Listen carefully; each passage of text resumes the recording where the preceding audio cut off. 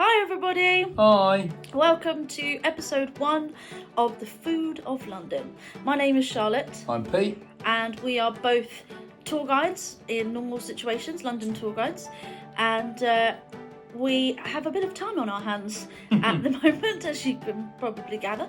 So we're going to use this time to do a bit of a series on Instagram. We've done one before called Musical Interlude. We were doing that until a few months ago. But do you want to tell them a bit more? Yeah, we're going to do one called The Food of London, and it's just going to be recipes and stories about the food. There might be some music in there at some point. Who knows how things develop? Yeah. But primarily we're going to talk about food, yeah. We're going to link the food with some London history, and maybe the history might explain a bit more about the origins of the food and why it's so integral to London and Londoners. And we're going to do lots of different types of food. We're going to do kind of lighter dishes, and we'll do main courses and desserts. Extraordinarily heavy dishes.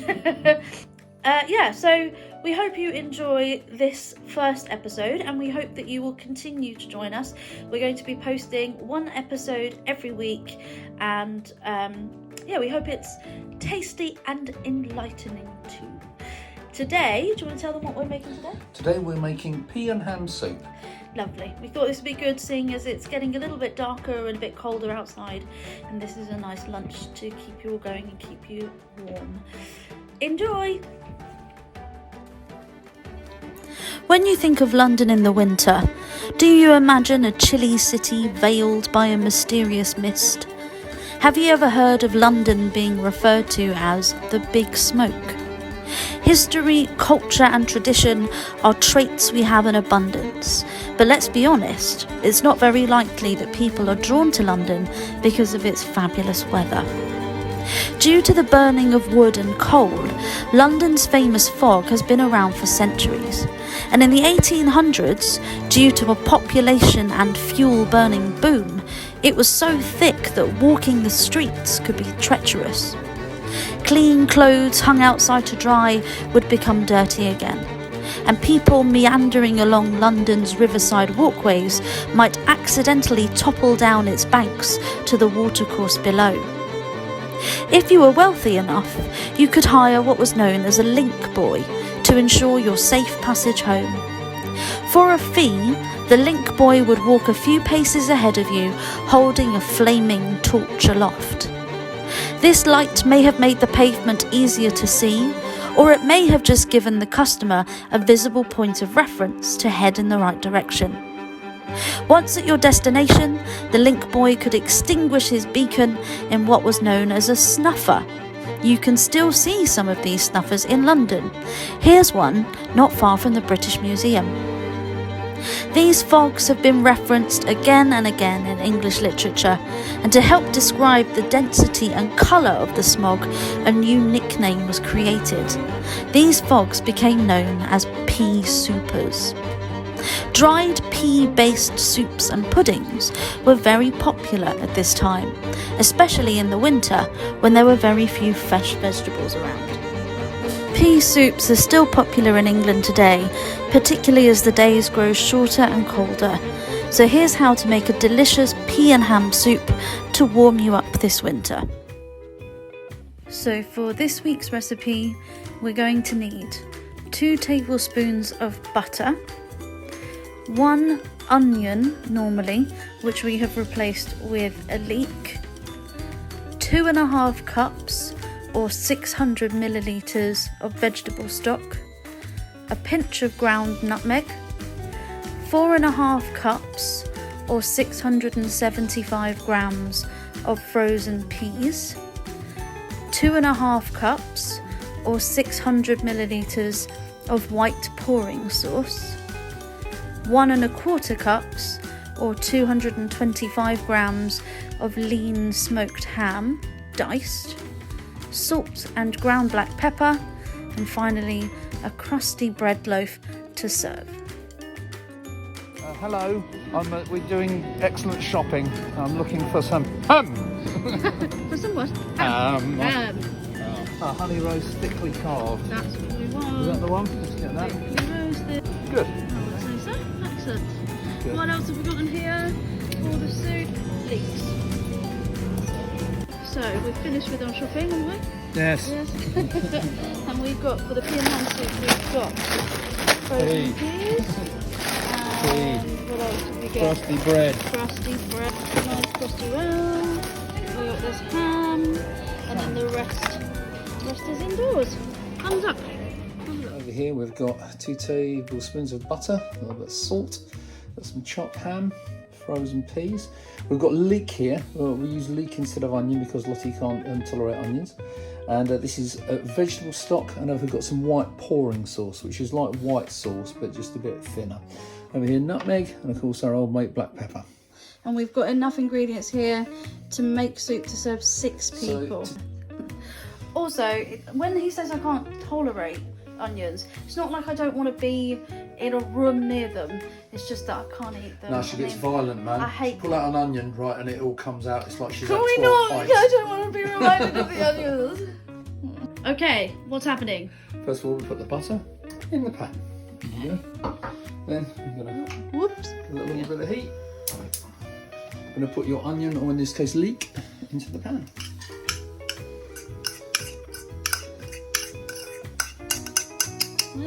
So you've got the aromatics in first. Well, we've got the onion in first, got Yeah. the leek in first, and we're going to just cook that up for about 5 minutes until it's nice and transparent. Nothing too brutal. You like to cook, don't you, Pete? I do very much like to cook because I like to eat. Oh, I've forgotten, of course. I should have done my Cookie Monster penny, without which no cooking may be logically accomplished.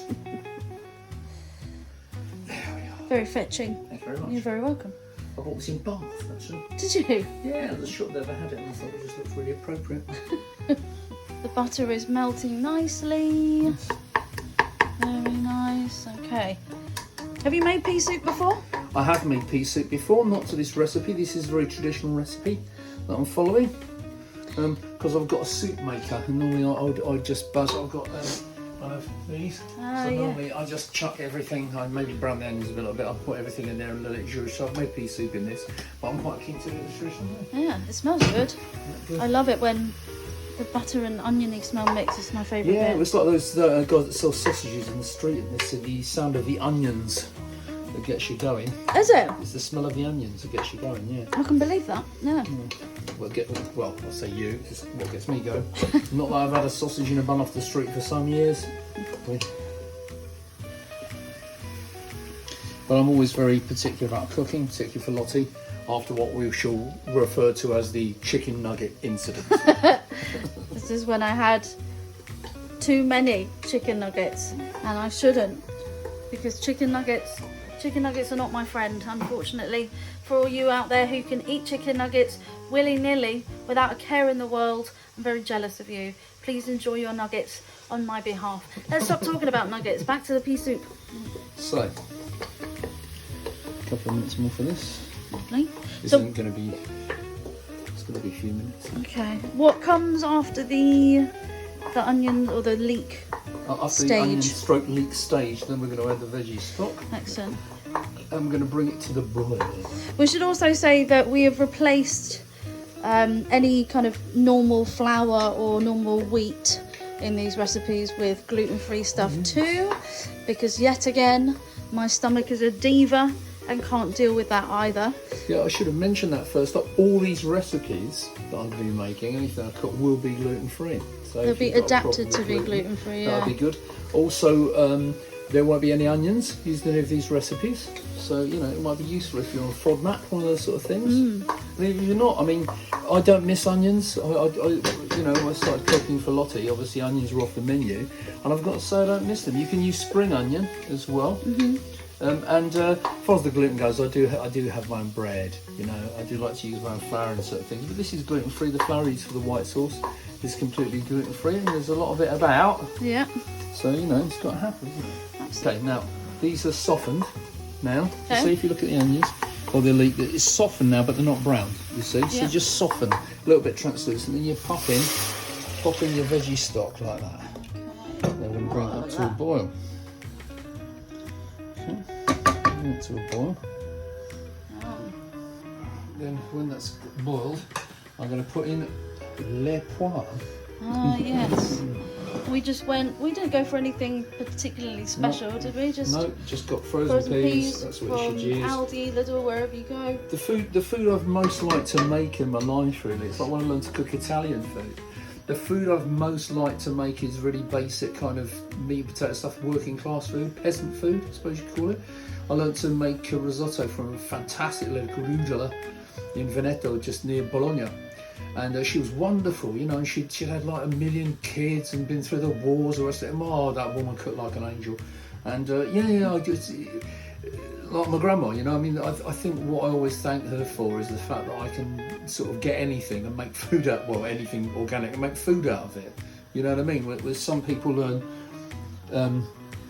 recipes, I learn methods, really, which I've always liked. It's great though, because you can just look in the fridge and say, oh, okay, yeah, we've got this and this, so we'll have this for dinner. That's right. I'm never like that. I'm very unimaginative with my cooking. So I'll look at the fridge and say, let's just get takeaway. Oops, I need a colander. Colander. Which I shall get. And for those out there who haven't got one of these yet, this isn't an ad, but I absolutely love this. This is it's got like little blades that come out the bottom to chop things up. It was for nuts originally, but Pete's been using it for everything, for the leeks, for, you know, carrots, whatever you want. Finally chop something in minutes. Yeah, exactly. It's very All right, good, so isn't it? it's started to boil. See this? That's what I keep thought. Get the camera over here, then. Yeah. Starts to boil a bit up. So put the peas in. All them lovely peas. All lovely. Ooh, lovely. Like that. Lovely in there. Lovely peas in there. Mmm. Yeah, there was a story my grandma used to say, going back to my nan. She used to say that Maury Lloyd, who was Maury Lloyd, she was famous and nobody's famous anymore, you know, a musical performer. I'm sure many of you will have heard her. But she was well known for being a bit risque. And my nan, my grandma, used to tell a story that she sang this song called "She Sits Among the Cabbages and Peas," and they censored it. So next week she came back and said she sang "She Sits Among the Onions and Leeks." So there you go. I don't know the truth of it, but Maury Lloyd just ran out because I'm going to drain the peas, but I want to reserve my stock, you see. Usually I'd be doing the washing up, wouldn't I? Yeah. But Using hey, the I've camera. got an excuse not to. There you go. How are we doing in here? We've got to cook up a bit. Cool. So this book, should we show them the book that we're using? This is the book we're initially doing things from. The Foods of London. And we're going to go through this. We're going to pick our favourites. Maybe even get some puddings in there. He wants to venture into puddings. A crumble. Next time I think I should do a crumble. Yeah. Because it's a nice English basic. Not enough people make their own crumble. Yeah. It's a beautiful thing, particularly with the winter coming on. Yeah, definitely. And I think there's a great recipe in there for fish and chips as well. But Pete wants us to have a deep... Could we deep fry in this? No. Okay. So Pete demands that we have either a deep fat fryer or a suitable saucepan for deep fat. I think we should do fish and chips because I think that's quintessential London food, isn't it?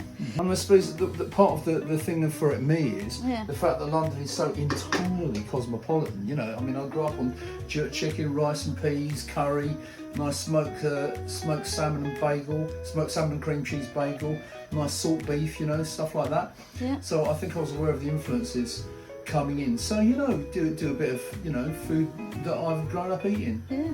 I've actually got a great recipe for kebabs. We can talk about that Oh, sometime. nice. Yeah, we can do different foods for different areas in London. So, for example, obviously Chinatown, just behind Leicester Square, we can do some nice Chinese food. We can do Indian food. Greek food, yeah. Indian food for Brick Lane. We can do Middle Eastern food around the Edgware Road area. Jamaican food in Brixton. There's loads of places to explore. Yeah, we're from everywhere, eh? We are, oh, absolutely. You haven't got to be English to be a Londoner, that's for sure.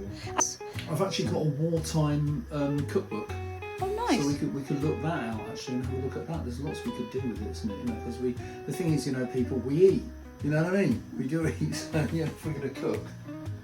Exactly. So then what we're going to do we're going to take the colander. Colander. We're going to put it into a saucepan like that. So then we can drain the peas. You see, reserve the peas, but at the same time reserve the stock. Can I get involved in this? Yes, okay. Oh, lovely. Oh, lovely. Lovely, lovely. Now she'll tell everyone that she cooked it. Look, I stirred it. It's proof. What is your most favoured cooking utensil? What could you not be without in this kitchen? This.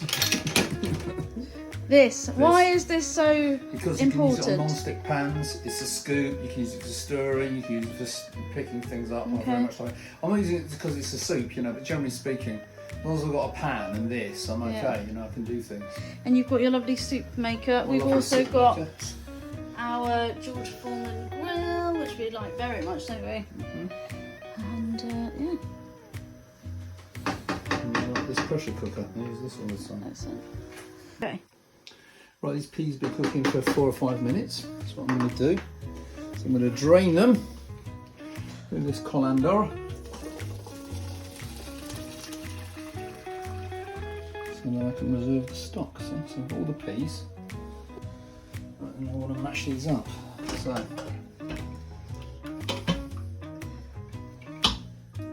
going to return these to the pan. And then put the stock there. Stock's right there. Return these to the pan. And I'm not going to use a blender because we're doing it traditional style. Oh, I'm going to use my little masher. So now there it is. There's my masher. Give a little rinse. There we go. Mash this piece. It depends how you want them. You can obviously puree them down with a blender if you'd rather. But I like a bit of texture in the soup myself. I'm just going to squash them rather than puree. That'll do it. That done? Give them a squash. You see that? Squash them up a bit. Can you see? They're not exactly pureed, but they're squashed up. See that? Then replace the stock.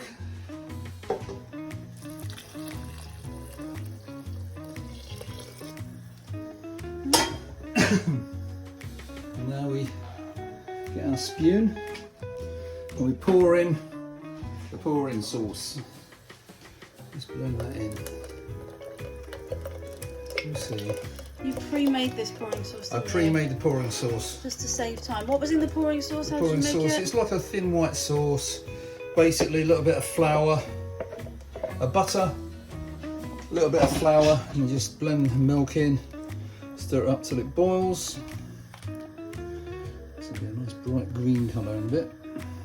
I think I might cop out and use a blender. What do you think? Yeah, I think maybe Yeah, it okay. needs a little bit of a whiz. Blender. So after saying I wasn't going to use the blender, I'm of course using the blender.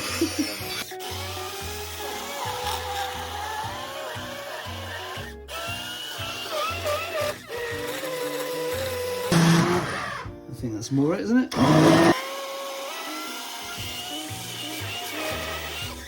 That's better. Lovely. And then we add that. See? Everything goes inside. Let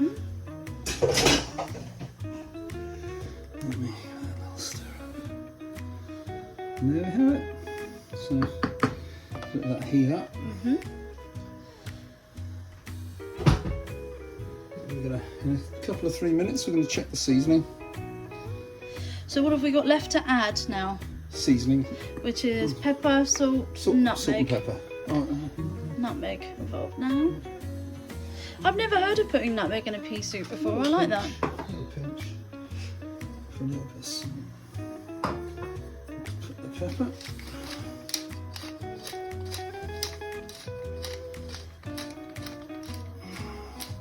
You could put the nutmeg in with the stock if you wanted. Oh, okay.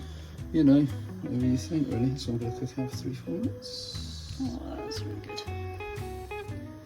Okay. So we're checking for seasoning. Come on. What do you think? More salt? No, I think it's perfect actually. Yeah, okay. It's got like a really nice sweet taste to it. I like Because that. of the nutmeg.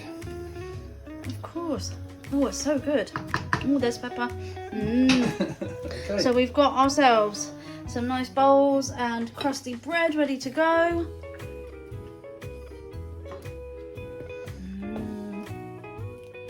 Yum. So yeah, Gordon Ramsay does that as a side. Does he? Yeah. What was it you were always telling me? The first bite is with the eye. Yeah. It's a bit dribbly A bit today with the eye. Lovely. Oh, yum.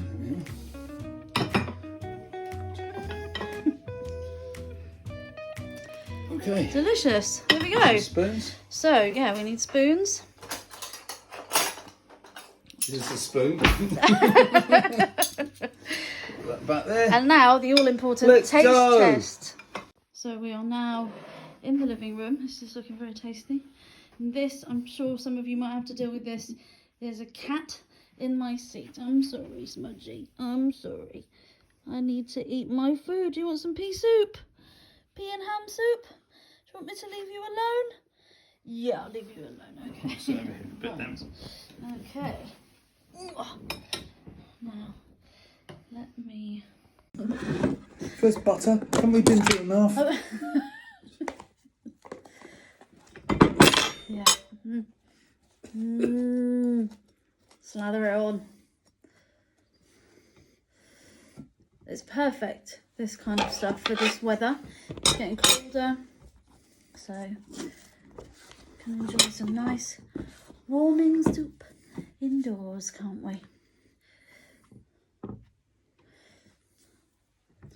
Are you ready? I'm going to taste it from the whole thing. Oh, okay. Ready? Oh, it's so good. Good? It's so good. So it's very, it's got quite a creamy texture to it, but it's not too rich. Yeah, it's really nice. Thank you very much, Pete. That's historical too. Because the London Fogs used to be called pea soupers and are named after this soup. I mean, I think back in the day, this would have been made with dried peas. So it would have been like a dark green rather than this bright green. Also, they're frozen peas, but I shouldn't think it tastes any different. No. But it tastes a bit better, actually. There we go. Pea and ham soup.